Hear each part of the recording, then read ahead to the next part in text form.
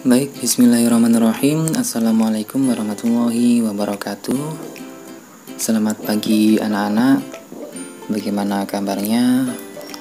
Ya, saya harap kalian dalam keadaan sehat walafiat dan selalu dalam lindungan Allah Subhanahu wa taala.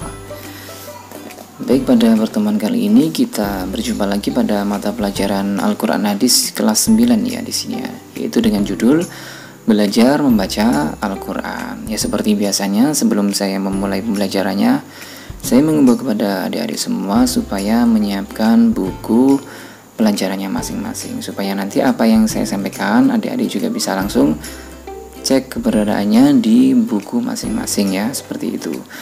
Kemudian sebelum saya memulai, alangkah baiknya kita memulainya dengan membaca basmalah bersama-sama. Bismillahirrahmanirrahim.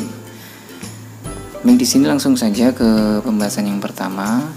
Jadi di sini seperti biasa, sebelum saya memulainya, di sini ada kompetensi dasar ya yang wajib kalian ketahui ya. Ini sebelumnya sudah saya tampilkan juga, bisa dicermati lagi apa saja kompetensi dasar yang nantinya akan kita capai pada bab ini ya.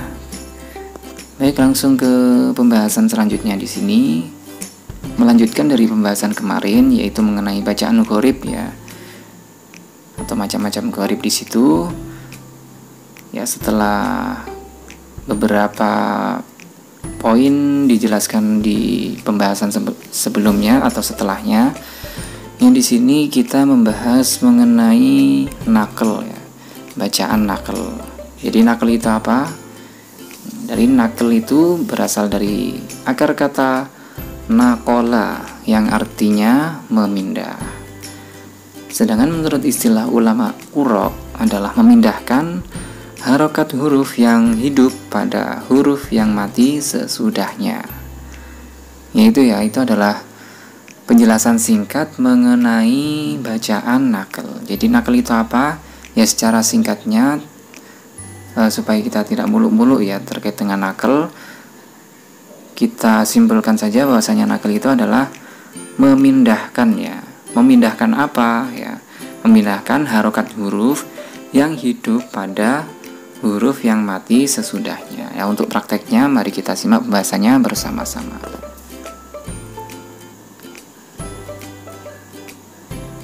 Ya, sebelum kita mempraktekannya, di sini ada tujuannya ya. Tujuan dari bacaan naql itu tujuannya apa? Nah, jadi tujuan naql itu dalam membaca Al-Qur'an adalah untuk mempermudah bacaannya.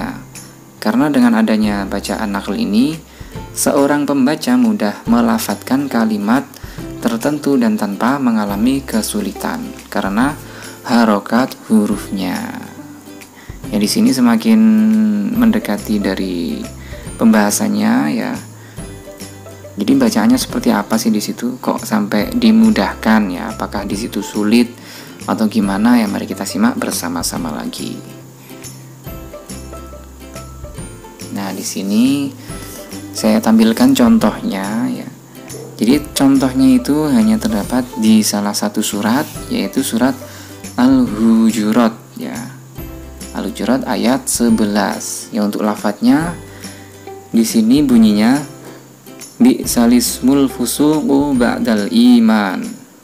Jadi di sini yang termasuk bacaan naql dari lafadz yang sudah saya bacakan tadi, di situ ada lafadz bi'sal ismu ya. Bacaan awalnya atau tulisannya itu adalah bi'sal ismu. Ya, sedangkan di situ apabila kita baca ya, sekilas mungkin di situ terlihat sangat mudah, tetapi tidak dengan suku-suku lain ya, atau mungkin di sini dikhususkan untuk orang Arab ya. Jadi bisa jadi ini kemungkinan orang Arab ini sangat susah mengucapkan kata bi'sal ismu karena terkesan terpotong-potong ya. Ya, dari situ maka terjadilah bacaan naql ya. Kemudian dari bacaan bi'sal ismu tersebut menjadi bi'salismu ya, jadi bisa disambung ya di situ ya, bisa disambung, yaitu memindahkan harokat alif ya, harokat alif pada huruf lam yang mati. Ya, seperti itu ya penjelasannya ya dari bacaan nakal tersebut. Yaitu bisa dicermati lagi cara membacanya seperti apa, supaya nanti ketika membaca Al-Quran tidak terulang dari apa yang saya sampaikan tadi. Jadi bacaannya bukan bi'sal ismu, tetapi dibaca bi'sal ismu. Jadi sukunnya di situ itu dihilangkan untuk memudahkan cara membacanya.